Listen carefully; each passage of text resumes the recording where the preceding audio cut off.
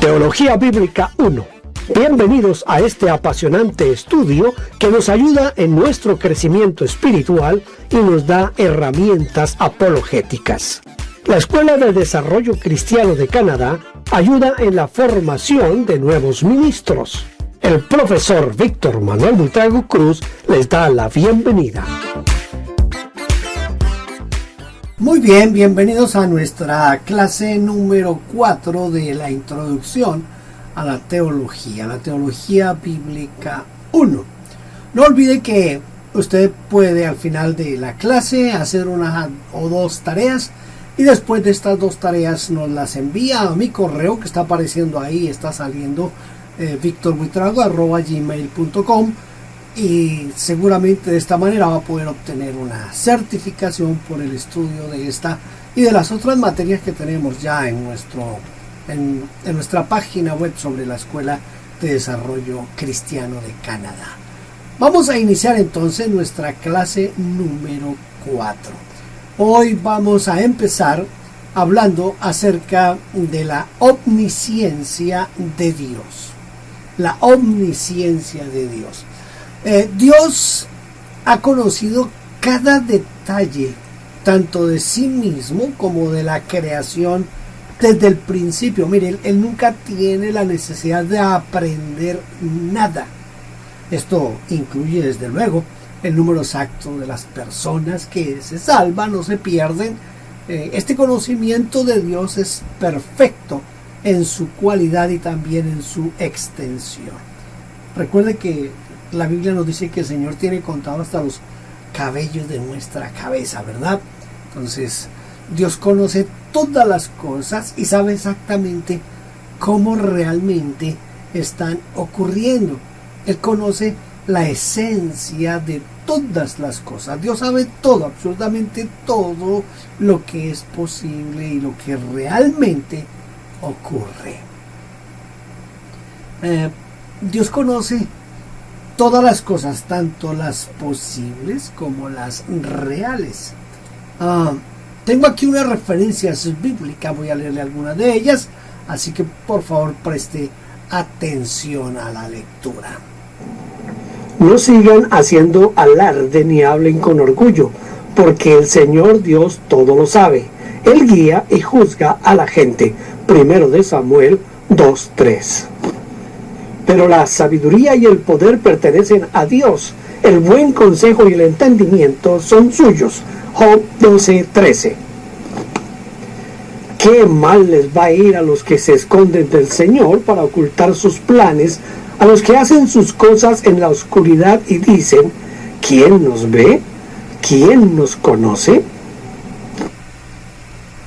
Muy bien, aquí tenemos estas citas bíblicas que tocan precisamente con esta parte del conocimiento de Dios. Se refiere la omnisciencia, se refiere también a las decisiones libres de cada ser humano. Quizá vamos a tener una clase especial más adelante acerca de lo que se llamaría el libre albedrío, pero por ahora dejemos aquí el asunto en cuanto a esta parte. Dios ha ordenado y Dios ha decretado todas las cosas, incluyendo sus causas y sus condiciones, por el orden exacto en el cual se van a desarrollar. En el pleno sentido de la palabra, no hay total libertad humana. Por eso les decía que posiblemente más adelante vamos a tener que hacer un capítulo acerca del libre albedrío. Porque todas nuestras decisiones son decisiones que obedecen a ciertas reglas y principios que a su vez están condicionados por los decretos soberanos de Dios. Para hablar de esto necesitamos pensar en dos cosas principalmente. Uno, lo que estamos hablando aquí de los decretos de Dios, y otro también pensar en que realmente nosotros no somos completamente libres de elegir, porque en cierta manera todas nuestras decisiones están condicionadas a una cantidad de información que ya tenemos, y de acuerdo a la información que ya tengamos es que vamos a tomar esas decisiones. Así que las decisiones no son completamente libres como pudiéramos pensar. La omnipotencia de Dios, ese es otro de los atributos de Dios, la omnipotencia de Dios. Les recuerdo, por si se ha olvidado, que estamos tratando los atributos que no son transferibles, esos atributos que pertenecen solamente a Dios.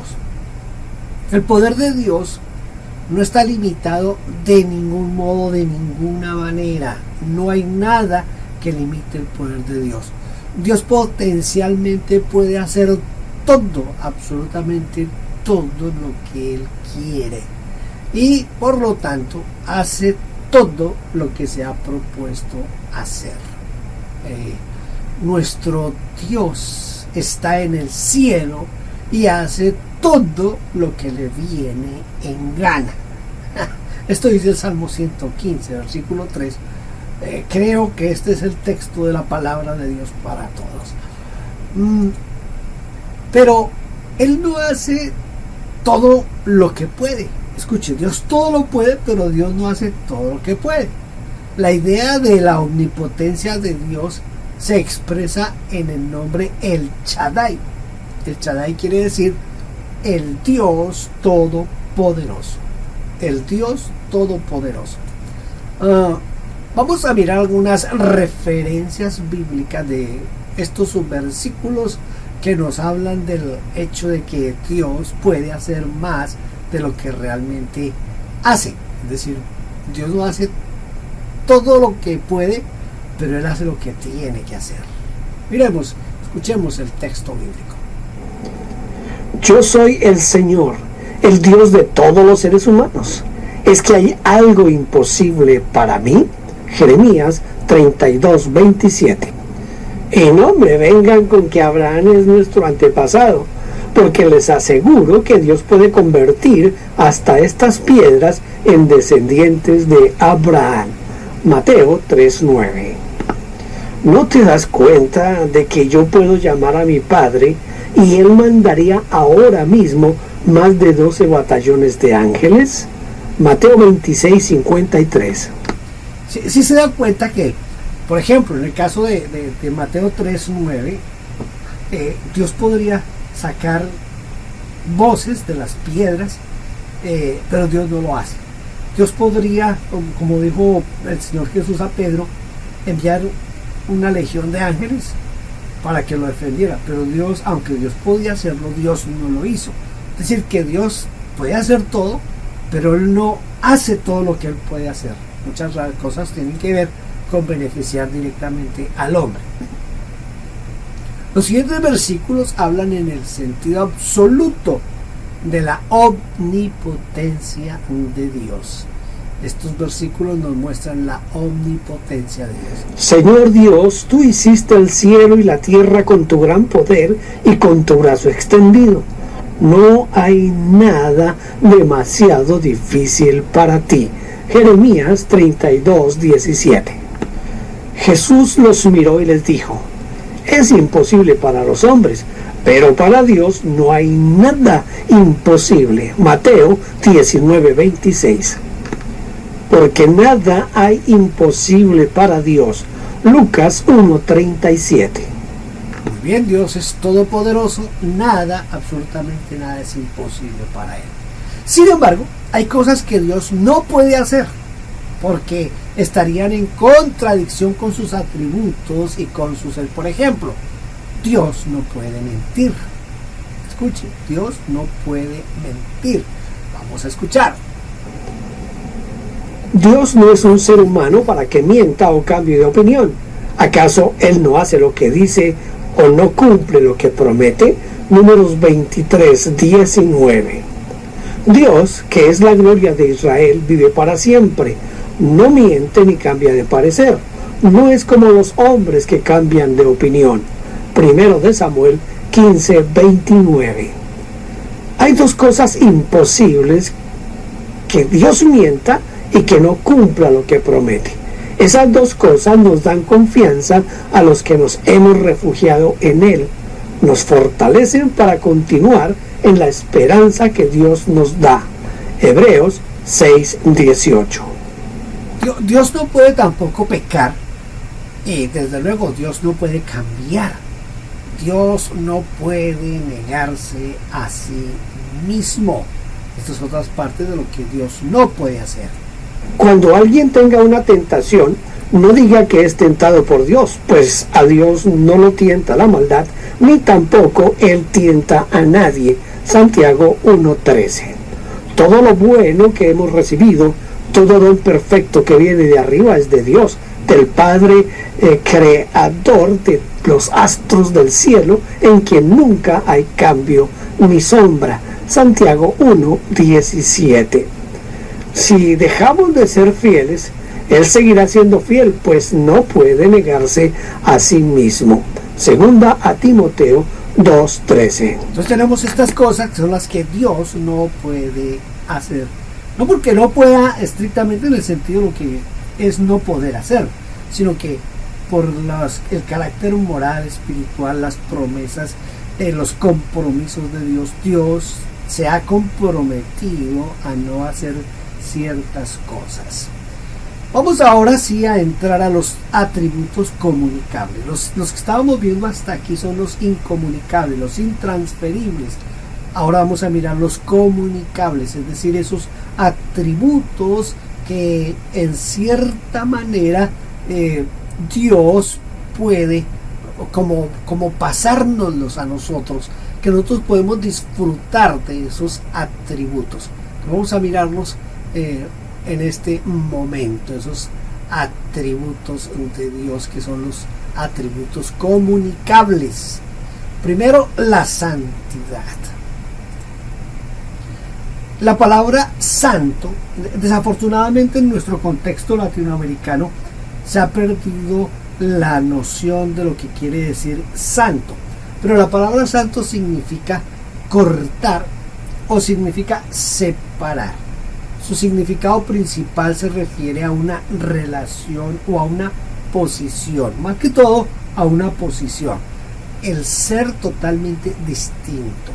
Entonces la santidad no debemos relacionarlo, cuando se habla de un santo, no debemos relacionarlo con perfección. Dios es totalmente distinto y separado de nosotros. Mira, hay numerosos pasajes que nos demuestran esto. Pero Dios nos ha dado parte de eso, de lo que Él es. Oh Señor, ¿qué otro Dios es como tú? ¿Quién es tan grande y santo como tú? Eres muy poderoso, haces grandes milagros. Éxodo 15:11. No hay Dios santo como el Señor. No hay otro Dios, solo tú. No hay roca como nuestro Dios. Primero de Samuel 2:2. Porque esto es lo que dice el Altísimo, el que vive eternamente y tiene el nombre santo. Yo vivo en lo alto y santo, pero vivo también con el que tiene su espíritu abatido y humillado. Le daré nueva vida al de espíritu humilde y reviviré al abatido. Isaías 57:15. Entonces estos textos bíblicos nos hablan de cómo Dios es santo. Pero viendo a Dios como un ser absolutamente perfecto y diferente en todos, absolutamente en todos los sentidos, evoca en el ser humano un sentido total de dependencia y al mismo tiempo de pequeñez delante de este grande y temible Dios. Pero la santidad de Dios contiene otro elemento que no enfatiza tanto su posición como ser distinto que el aspecto ético de la santidad. En realidad, estos dos aspectos están muy relacionados. La santidad de Dios, en el sentido ético, significa sencillamente que Dios está separado de todo pecado y de todo mal. Dios no puede tener comunión con el pecado y tampoco, escuche, con el pecador. Vamos a mirar estos textos bíblicos que aparecen aquí. Así que ustedes, los sensatos, escúchenme. Con toda seguridad que Dios no tiene nada que ver con el mal. El Todopoderoso no tiene nada que ver con la perversidad. Job 34:10. Tus ojos son demasiado puros como para mirar el mal. Serías incapaz de observar la maldad. Entonces, ¿por qué no te molestas al ver a esos traidores? ¿Por qué callas cuando el perverso destruye al justo? Habacuc 1:13. La palabra santo aquí es usada en el sentido de pureza, pureza. Pero la santidad en el sentido ético no es solamente negativo, separación de, sino que también es positivo, enfatizando excelencia o perfección moral. La reacción del hombre ante esa perfección de Dios es un sentido de impureza, como está reflejado en Isaías 6:5. Isaías 6:5. Entonces yo exclamé, pobre de mí, ya me doy por muerto porque mis labios son impuros. Vivo en medio de un pueblo de labios impuros y sin embargo he visto al Rey, al Señor Todopoderoso. Isaías 6:5. La santidad de Dios es revelada en la ley dada a Israel, esa ley que Dios le dio a Israel. Ahí en esa ley se revela lo que es la santidad de Dios. La ley tenía la gran tarea, bueno, entre otras, ¿no? Pero la gran tarea era de fomentar en el pueblo de Israel una conciencia de la santidad de Dios. Entonces la palabra santo es aplicada a su tierra, a una parte de su tabernáculo, a sus sacerdotes, a ciertos utensilios que se utilizaban para el culto, para la alabanza y la adoración de Dios. El siguiente atributo, que es uno de los atributos comunicables, es la justicia. Este atributo está estrechamente conectado con la santidad. El concepto bíblico de la justicia de Dios tiene significado básico de recto. Ser justo significa hacer lo que es correcto. En cuanto al hombre, lo que es correcto se define por la ley de Dios. La ley de Dios, no otra ley. Pero, ¿cómo podemos definir nosotros la justicia de Dios mismo? Puesto que Él no está sometido a una ley superior. No hay nadie sobre Dios quien le diga a Dios esto sí se puede hacer o esto no se puede hacer. Dios en su esencia es único, entonces no hay nadie superior a Él para que le diga cómo hacer o no hacer las cosas. La justicia de Dios se expresa en la rectitud, en la coherencia de todas sus acciones, con sus atributos, su carácter. Dios no hace ni tolera ninguna cosa que vaya en contra de sus atributos. La ley no es, por lo tanto, otra cosa que la expresión del carácter mismo de Dios. Por lo tanto, Dios no puede ni mentir, Dios no puede actuar parcialmente, Dios no puede engañar, nada de lo que tenga que ver con el pecado Dios lo puede hacer. La justicia de Dios se manifiesta en el hecho de que Dios actúa con el hombre de una forma absolutamente imparcial y justa en el pleno sentido de la palabra. Dios ha dado al hombre sus leyes como una expresión de su carácter y como guía.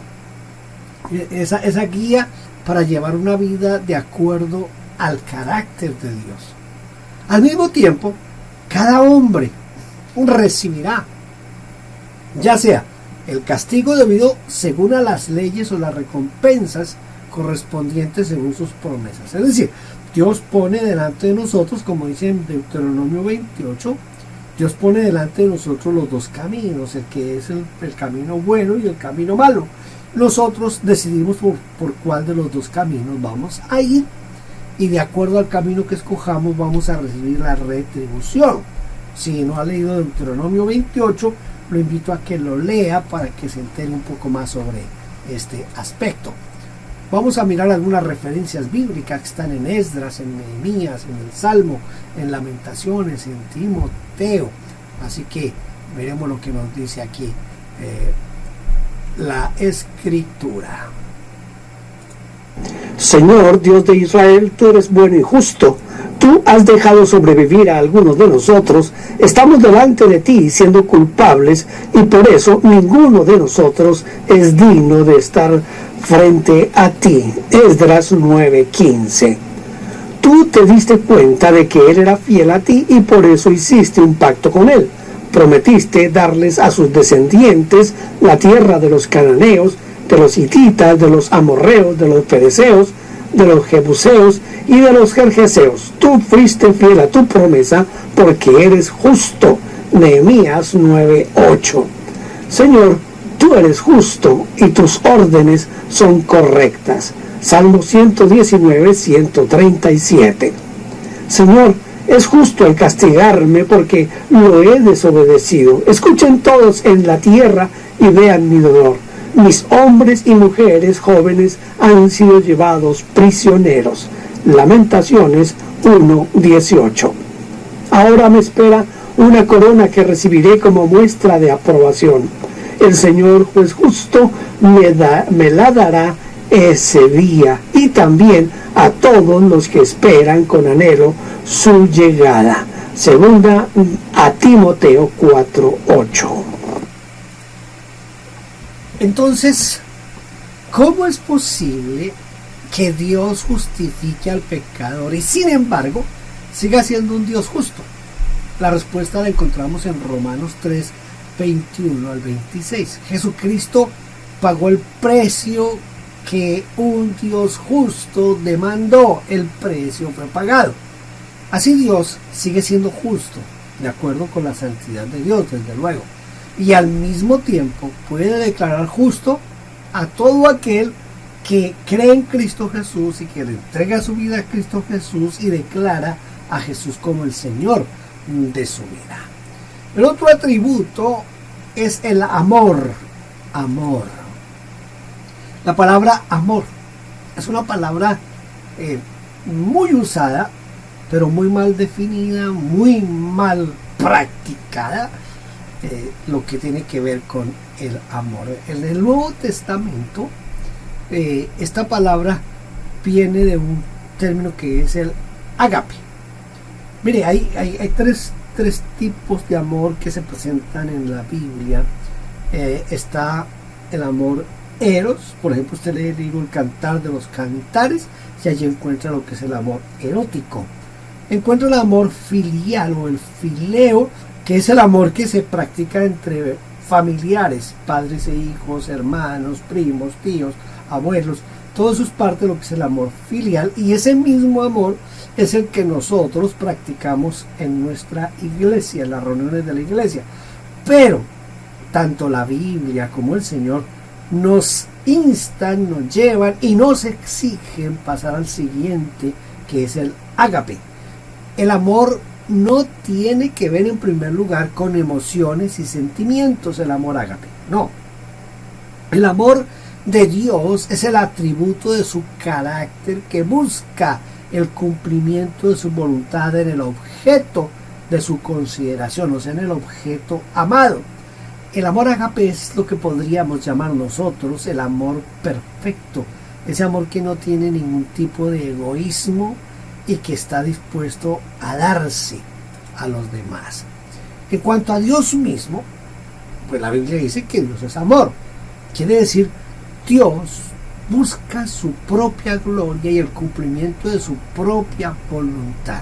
Ahora, en cuanto a los hombres, Dios ama al mundo. Esto quiere decir que Él quiere que su voluntad sea cumplida en la tierra. Bueno, el Padre Nuestro es parte de lo que hacemos cuando oramos el Padre Nuestro, ¿verdad? Esa definición también se puede aplicar o se aplica al amor que los hombres tienen unos con otros. Amar a nuestro prójimo significa que estamos intentando que la voluntad de Dios se cumpla en la vida de nuestros familiares, nuestros amigos, nuestros vecinos, nuestros compañeros y nuestros hermanos en la iglesia. Eso tiene que ver con el cumplimiento de la voluntad de Dios en nuestra vida. El amor de Dios tiene su raíz en su deseo de comunicarse, de tener un objeto para poder mostrar su amor. Entonces, ahí radica mucho la importancia de entender por qué y para qué fuimos creados. La creación del hombre y de los ángeles también es el resultado del deseo del amor divino, de comunicarse también con un ser creado. Aunque, déjenme decirle esto, es un poco diferente entre los ángeles y el hombre, porque el ángel en cierta manera no toma la decisión de compartir el amor con Dios, mientras que el hombre sí. Dios decidió crear al hombre para tener con quien compartir el amor. Compartir quiere decir, yo doy, tú das, tú me das, yo doy.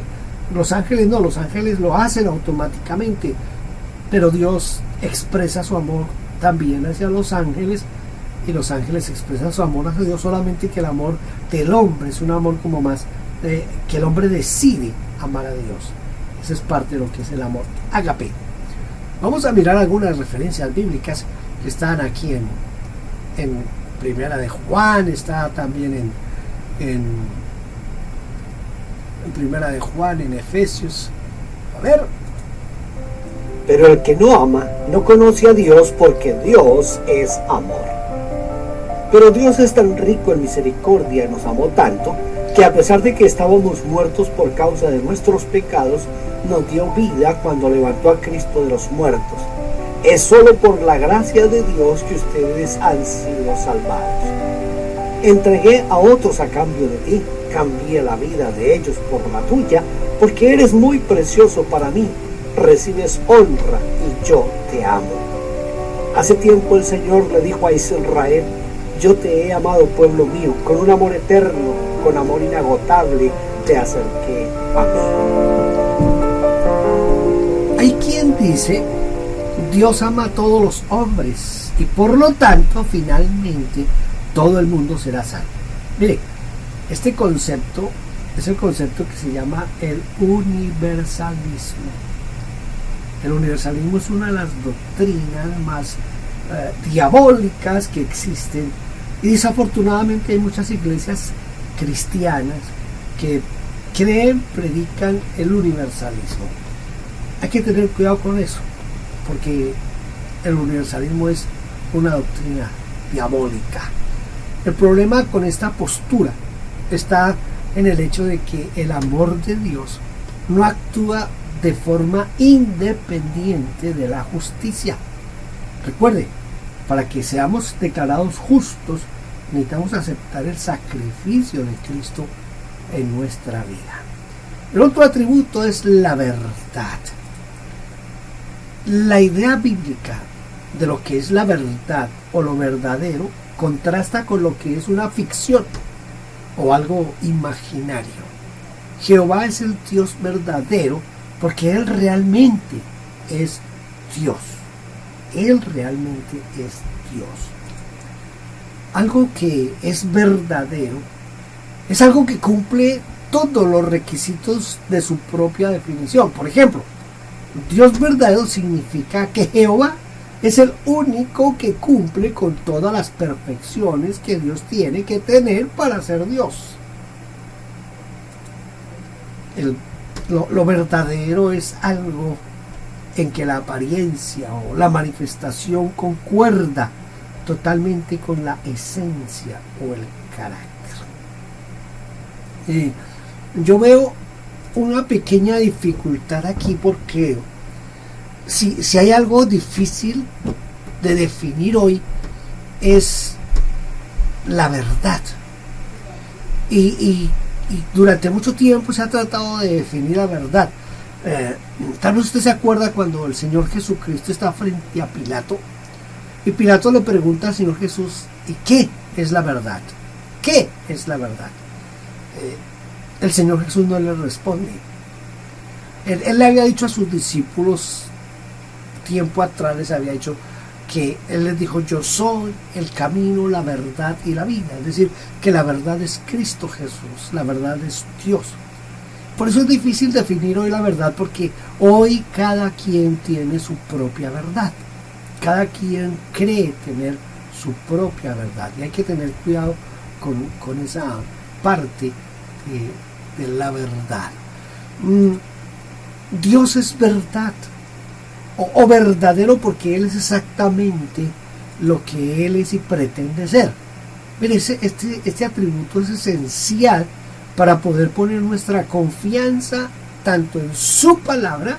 Escuche, si yo creo que Dios es veraz, que Dios es verdad, mi confianza va a estar en su palabra, y también esa confianza y el saber que Él es verdad va a ser el fundamento de todo conocimiento. Esto nos garantiza de que nuestros sentidos no nos engañan y que la realidad, tal como la percibimos realmente, es así, por la palabra de Dios, desde luego. Miremos algunas referencias bíblicas aquí acerca de la verdad. Por supuesto que no. Aun cuando todos los demás sean mentirosos, Dios es veraz, como dicen las Escrituras acerca de Él. Quedará demostrado que tienes razón en lo que dices y ganarás tu caso en los tribunales. No, Señor, no lo conocemos, dijo Tomás. No tenemos ni idea de a dónde vas. ¿Cómo vamos a conocer el camino?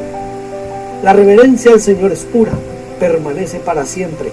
Las leyes del Señor son verdaderas, cada una de ellas es imparcial. La información anterior proviene de un testigo ocular que presenta un relato fiel. Él dice la verdad para que ustedes también continúen creyendo. Aprobó Dios. Esto es bien curioso, este asunto. Aprobó Dios la mentira de Rahab, la ramera, en Josué. Cuando leemos allá en Josué que los espías llegaron y quedaron en la casa de Rahab. Veamos lo que dice la Biblia. Rahab, quien había escondido a los dos hombres, respondió: es cierto, los hombres pasaron por aquí, pero yo no sabía de dónde venían. Salieron de la ciudad al anochecer, cuando las puertas estaban por cerrar. No sé hacia dónde fueron. Si se apresuran, probablemente los alcancen. Podemos ver aquí que Rahab lo que hizo fue pues ocultar a los espías, desde luego, y protegerlos, y tuvo que mentir a los que venían a buscar a los espías. Pero escuche, en ninguna parte de la historia leemos que Dios aprobó la mentira como tal. No podemos decir eso. Sin embargo, su afirmación falsa, afirmación de Rahab la ramera, dio evidencia de su fe en la veracidad de las promesas dadas al pueblo de Israel. Ella se salva no por haber mentido, no, sino por haber tenido fe en las promesas de Dios. Mira lo que dice Hebreos en el referente a Rahab. Por la fe, la prostituta Rahab no murió junto con los desobedientes, pues había recibido en paz a los espías. Entonces aquí operó la fe de Rahab, y por operar la fe de Rahab fue protegida. La soberanía de Dios. Si hay algo bien complicado de entender dentro de los hijos de Dios, es la soberanía de Dios. Dios es el creador de todo el universo. Su voluntad es la causa de todas las cosas, y Él, Dios, ejerce el gobierno ilimitado sobre el universo. Por ser el creador del mundo, todo el universo le pertenece a Él, y porque le pertenece a Él, Dios hace con ese mundo lo que Dios quiere. Él tiene la autoridad absoluta sobre los ángeles, incluidos los demonios, los ángeles caídos, y sobre los hombres, y sobre la creación, las galaxias, los vías lácteas y toda cosa. Dios tiene autoridad, Él mantiene todas las cosas con su poder ilimitado, y Él determina los fines y el propósito de todas las cosas. Él gobierna como Rey del universo. Ojalá que todos aceptáramos la soberanía de Dios en nuestras vidas. Veamos qué nos dice la palabra de Dios con relación a la soberanía de Dios. Nuestro Dios es dueño del cielo y de la tierra y de todo lo que hay en ella. Él es el Dios soberano de todos los dioses, de todos los reyes y de todas las naciones. Su poder hace temblar a todo el mundo, Cuando Él toma una decisión, lo hace con justicia y nadie lo puede sobornar. Dios mío, a ti te pertenecen la grandeza y el poder, la gloria, el dominio y la majestad, porque todo lo que existe es tuyo. Tú reinas sobre todo el mundo. Tú das las riquezas y el honor, y tú dominas a todas tus criaturas. Tuyos son el poder y la fuerza, y das grandeza y poder a todos. Dios de nuestros antepasados, tú estás en los cielos y dominas a todas las naciones de la tierra. La fuerza y el poder te pertenecen. Nadie puede vencerte. Entonces me pareció oír las voces de mucha gente. Era como el sonido de cataratas y de fuertes truenos, y decían: que todos alaben a Dios el Señor Todopoderoso, porque Él ha comenzado a reinar. En este contexto, cabe también tocar el asunto de la voluntad de Dios. Mire, Dios es soberano en todos, absolutamente en todos los sentidos. ¿En qué relación está su voluntad con esta afirmación? Se puede hacer una distinción entre la voluntad decretada o secreta y la voluntad revelada de Dios. Esta diferencia tiene su base allá en Deuteronomio 29:29. Le invito a que busque Deuteronomio 29:29. La voluntad decretada de Dios está básicamente escondida en Dios y por lo tanto es desconocida para el hombre. Algunas referencias bíblicas que nos ayudan a entender este concepto están aquí, vamos a escucharlas. Entonces Dios tiene compasión de quien Él quiere tenerla, y también es duro con quien Él quiere serlo. Así que si alguno me preguntara, si nadie puede resistirse a lo que Dios quiere, ¿por qué entonces Dios nos echa la culpa? Qué grande es la riqueza de Dios, qué enorme su sabiduría y entendimiento. Nadie puede explicar las decisiones de Dios, ni puede entender lo que hace y cómo lo hace. Su voluntad revelada fue dada a conocer a través de la Biblia, la palabra de Dios. Lo que dice Mateo capítulo 7 y Miqueas capítulo 6. No todo el que afirma que yo soy su Señor entrará en el reino de Dios. Solo entrará el que obedezca a mi Padre que está en el cielo. Hombre, si el Señor ya te ha dicho lo que está bien, Él ya te ha dicho lo que quiere de ti. Que seas justo, que te guste mostrar fiel amor y que vivas humildemente con tu Dios. En el ejercicio de su voluntad, Dios está absolutamente libre. Él ejerce su voluntad siempre de acuerdo con sus atributos, y esto es a la vez la expresión máxima de libertad. Dios, sin embargo, no tiene que obedecer a ninguna ley superior ni a ninguna causalidad. Les dije hace un momento, Dios no tiene a nadie por encima de Él, así que Él es soberano y Él es único.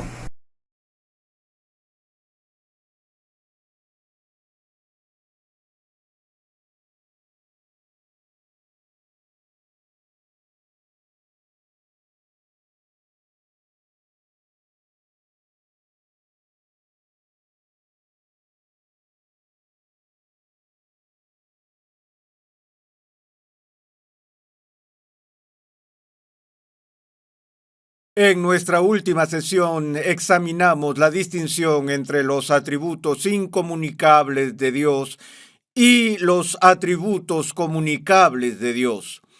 Y lo que recordamos de esa ocasión, que los atributos incomunicables de Dios se refieren a aquellos aspectos del ser y la naturaleza de Dios que no son compartidos por la criatura, cosas como la infinitud, la eternalidad, la omnipresencia, la omnisciencia y atributos de ese tipo. Hoy me gustaría comenzar mirando un comentario que el apóstol Pablo hace en su carta a los Efesios, en el 5º capítulo de esta epístola, comenzando en el versículo 1, donde leemos: Sed pues imitadores de Dios como hijos amados, y andad en amor, así como también Cristo os amó y se dio a sí mismo por nosotros, ofrenda y sacrificio a Dios como fragante aroma. Ahora, en este texto, Pablo llama al creyente a imitar a Dios. La única manera en que podemos imitar a Dios es si hay ciertas cosas sobre Dios que compartimos por naturaleza y tenemos la capacidad de copiar y reflejar. Así que este texto presume que hay ciertos atributos que Dios posee que son comunicables. Es decir, que también tenemos la capacidad de poseer y manifestar. Ahora, hay un atributo sobre el cual hay cierta discusión y debate en cuanto a su comunicabilidad, y ese es el atributo de la santidad. Porque las Escrituras dicen que Dios es santo, y cuando sondeamos el significado de la santidad de Dios, vemos que este término santo, como describe a Dios, se refiere tanto a su naturaleza como a su carácter, y que hay al menos dos significados distintos del término santo en la Biblia, y el significado más primario, el número uno en términos de significado y primero en términos de uso, no es el que solemos pensar cuando pensamos en la palabra santo. En primer lugar, que Dios es santo se refiere a su grandeza, a su trascendencia, a ese sentido en el que está por encima y más allá de cualquier cosa en el universo. Y en ese sentido, la santidad de Dios sería considerada como incomunicable porque Él solo en su ser trasciende todas las cosas creadas, y en ese sentido nunca podemos ser santos. Pero hay otra referencia que la Biblia tiene sobre la santidad, y ese es el uso del término que se refiere a la pureza de Dios, que dice algo de su carácter de perfección moral, de absoluta excelencia moral y ética. Y si con respecto a este concepto de santidad, Dios realiza las demandas a sus criaturas y particularmente a nosotros, donde Él dice: sed santos, porque yo soy santo.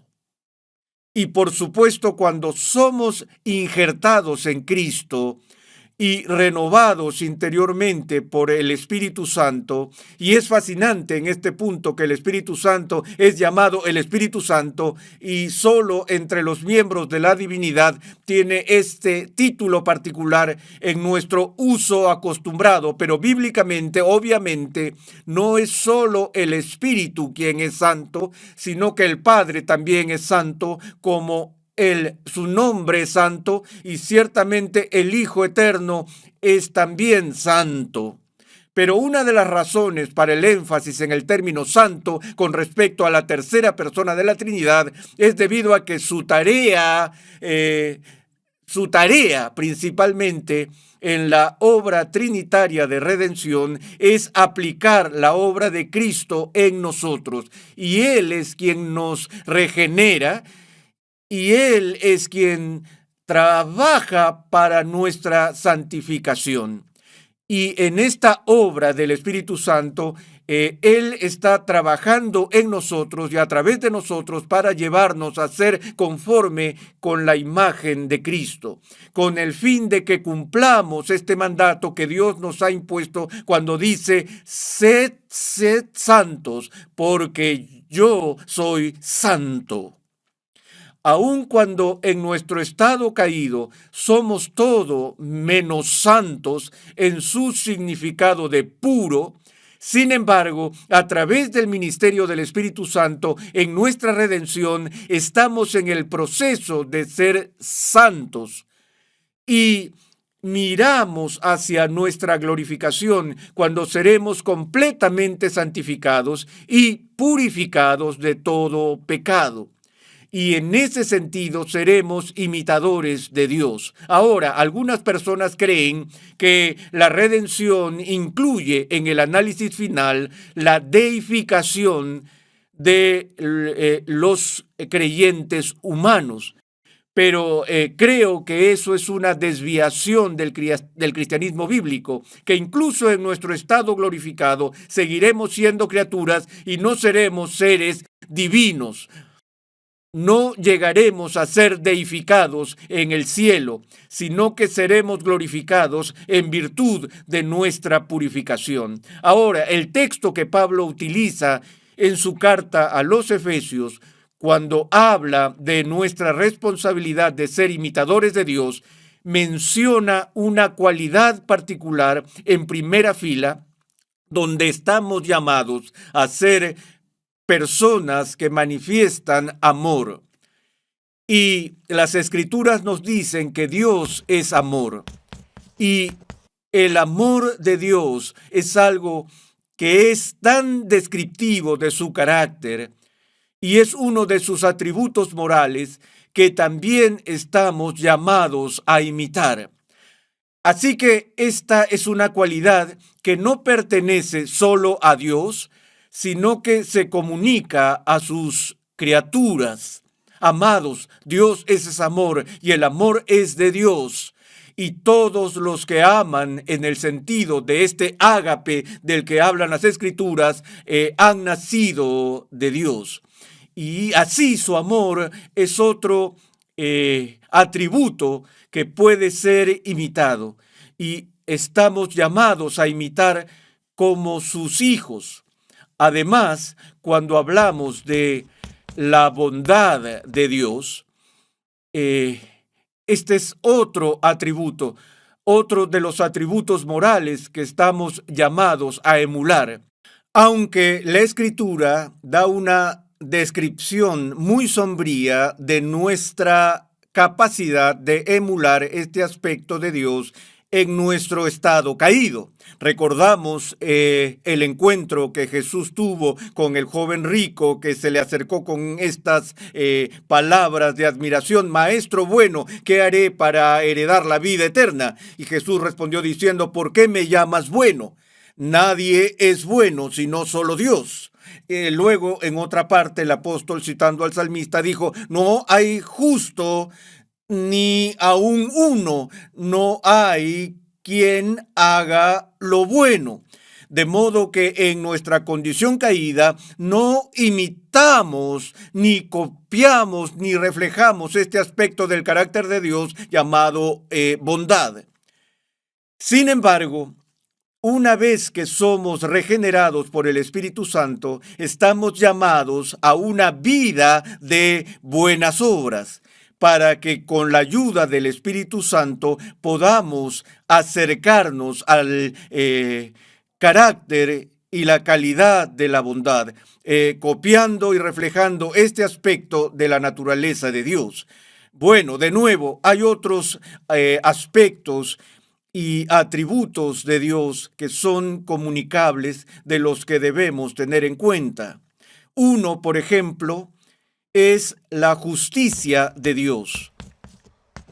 Que Dios es justo significa que actúa siempre de acuerdo con la justicia. En las categorías bíblicas, cuando se habla de justicia, nunca se habla de ella como un concepto o regla abstracta o o alguna ley que existe por encima y más allá de Dios, a la que Dios mismo está obligado a conformarse, sino más bien en las Escrituras el concepto de justicia está constantemente vinculado con la idea de la rectitud.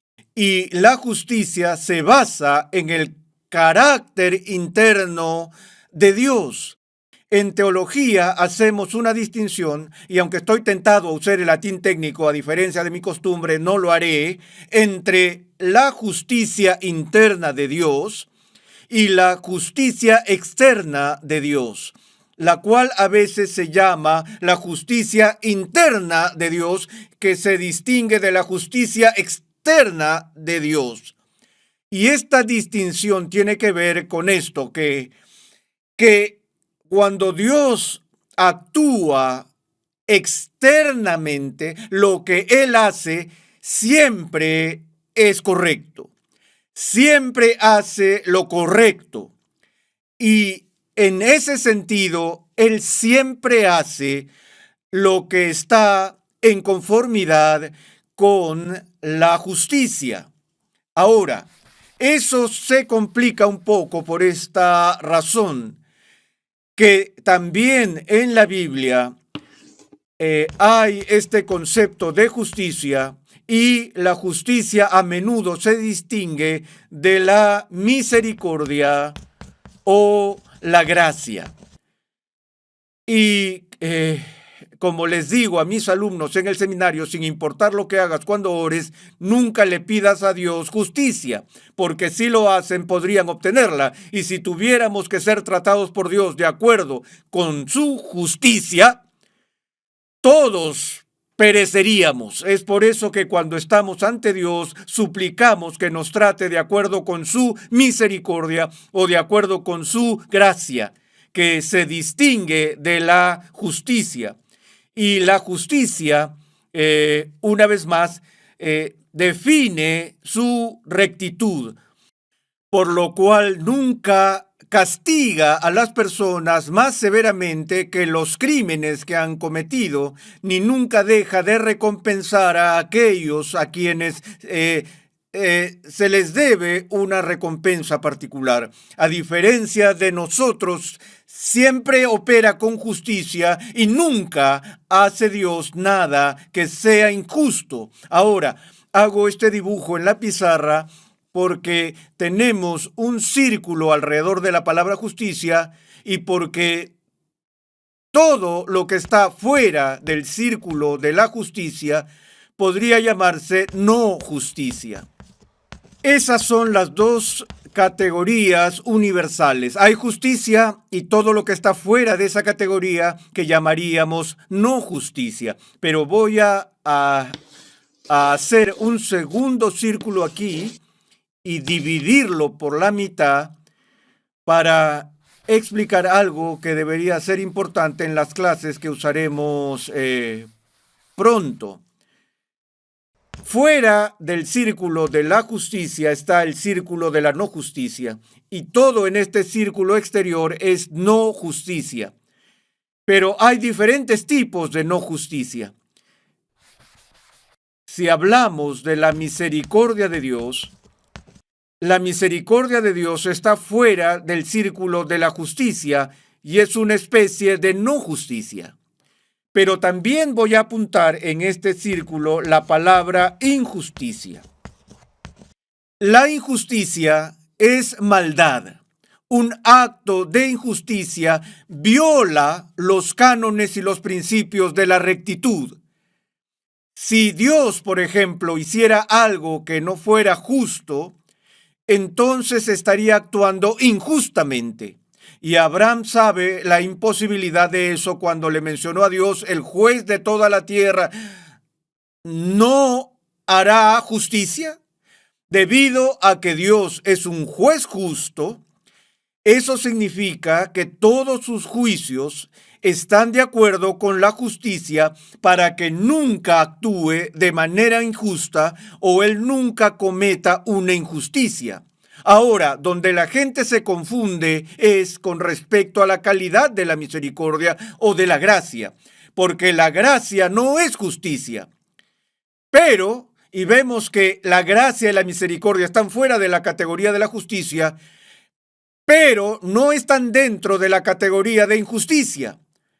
No hay nada de malo en que Dios sea misericordioso, no hay nada malvado con el que manifieste gracia. De hecho, en cierto sentido, tendríamos que extender esto, aunque la justicia y la misericordia no son lo mismo. La justicia está vinculada a la rectitud y la rectitud a veces puede incluir en ella la idea de misericordia y gracia. La razón por la que necesitamos distinguirlos es porque la justicia es algo que es obligatorio para la rectitud, pero la misericordia y la gracia son siempre acciones que Dios toma libremente. Nunca se le requiere a Dios que sea misericordioso. Nunca se le requiere que manifieste gracia. Y en el momento en que pensamos que Dios nos debe gracia, o nos debe misericordia, ya no estamos pensando en gracia o misericordia. Ahora nuestras mentes han tropezado con este concepto y hemos confundido misericordia y gracia con la justicia. Puede que se deba justicia, pero la misericordia y la gracia siempre son voluntarias con Dios. Ahora, tenemos esto en mente debido a la distinción entre misericordia e injusticia. Porque cuando llegamos a la doctrina de la elección, por ejemplo, donde Dios no da misericordia a todo el mundo o da su gracia selectivamente, no todo el mundo recibe la plenitud de la gracia salvadora de Dios. Pero cuando escuchamos eso pensamos, bueno, eso no es justo, porque algunas personas reciben gracia y otros no. Hay algo malo en eso. Bueno, no, porque algunas personas reciben justicia a manos de Dios, otras personas reciben gracia de sus manos, y lo exploraremos más plenamente en nuestra próxima sesión. Pero por ahora, quiero que entendamos que la justicia de Dios está relacionada con su justicia interna. Dije hace unos momentos que hablamos de su justicia externa y de su justicia interna, su justicia externa y su justicia interna. Ahora, lo que esto significa es esto, que Dios siempre hace lo correcto. Sus acciones, su comportamiento externo, siempre corresponde a su carácter interno. Recuerden que Jesús lo dijo con simpleza cuando habló con sus discípulos y dijo que un árbol corrupto no puede producir buenos frutos, sino que el fruto corrupto proviene de un árbol corrupto y también el buen fruto proviene de un buen árbol. Bueno, no hay corrupción en el ser interno de Dios. Dios siempre actúa de acuerdo con su carácter y su carácter es justo por completo. Por lo tanto, todo lo que hace es justo. Es por eso que hacemos esa distinción entre la rectitud interna y la justicia externa. Entre su carácter, quién es Él y lo que Él hace. Y es lo mismo para nosotros. No somos pecadores porque pecamos.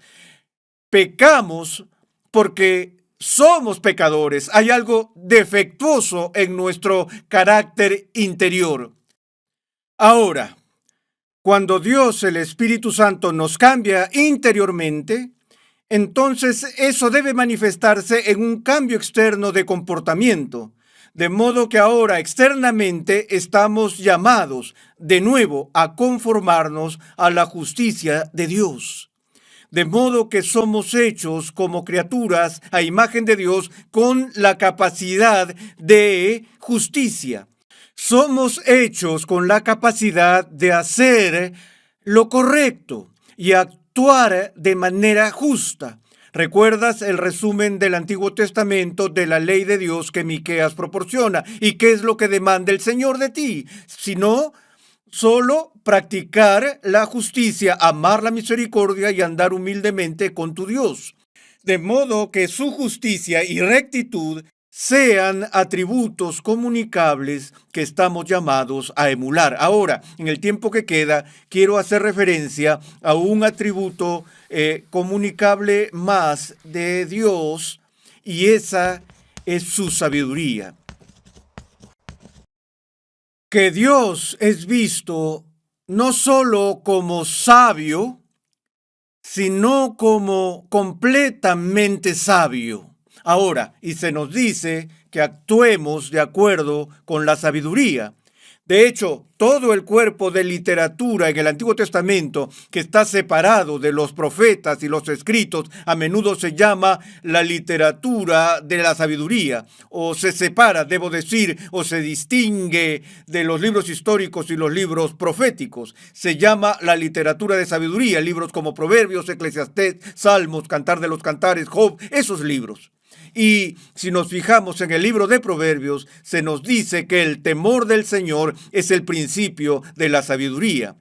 Y para el judío, la esencia misma de la sabiduría bíblicamente se encuentra en la vida piadosa. No es solo en el conocimiento agudo. De hecho, el Antiguo Testamento hace una distinción entre conocimiento y sabiduría, y se nos dice que obtengamos conocimiento, y eso es importante, pero sobre todo, ¿qué? Obtén sabiduría. El propósito del aprendizaje, el propósito de obtener conocimiento es que podamos llegar a ser sabios. Sabios en el sentido de saber vivir de una manera que sea agradable a Dios. Y así Dios mismo nunca toma decisiones insensatas, nunca se comporta de una manera torpe. No hay insensatez en su carácter ni necedad en su actividad. Nosotros, por otro lado, estamos llenos de insensateces. Más que de sabiduría, pero la sabiduría es un atributo comunicable y Dios mismo es el manantial y fuente de toda sabiduría. Y como cristianos somos llamados a hacer ¿qué si nos falta sabiduría? Orar para que Dios en su sabiduría ilumine nuestro pensamiento, que Él nos dé su palabra para que nosotros seamos sabios.